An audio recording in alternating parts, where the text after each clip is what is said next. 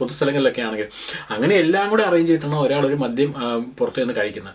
പക്ഷേ ഈ പറഞ്ഞ കഞ്ചാവോ അല്ലെങ്കിൽ ഈ പറഞ്ഞ മറ്റുള്ള ഒന്നും അല്ല ഇന്ന് അവസ്ഥയാണ്. ഇന്ന് മറ്റുള്ള സിന്തറ്റിക് ആയിട്ടുള്ള മയക്കുമരുന്നൊക്കെ ആണെങ്കിൽ ജസ്റ്റ് നാക്കിനടി വെക്കുകയോ അതല്ലെങ്കിൽ ചവച്ച് തിന്നുകയോ മുക്കി കയറ്റുകയോ അല്ലെങ്കിൽ സീട്ട് വലിക്കുന്ന പോലെ വലിച്ചെറിയുകയോ ഇതൊക്കെ വളരെ ഈസിയാണിന്ന്, വളരെ ഈസിയാണ്.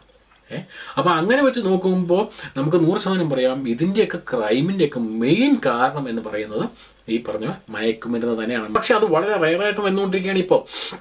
പിന്നെ ഈ പറഞ്ഞ കുട്ടികളിലേക്ക് തന്നെയാണ് ഏകദേശം പറയുകയാണെങ്കിൽ ഒരു 15 വയസ്സിനും 25 വയസ്സിനും ഇടയിലുള്ള യുവാക്കൾക്കിടയിലാണ് അല്ലെങ്കിൽ കുട്ടികൾക്കിടയിലാണ് ഏറ്റവും കൂടുതലായിട്ട് ഈ മയക്കുമരുന്ന് സ്പ്രെഡ് ചെയ്യുന്നതെന്ന് വേണമെങ്കിൽ പറയാം.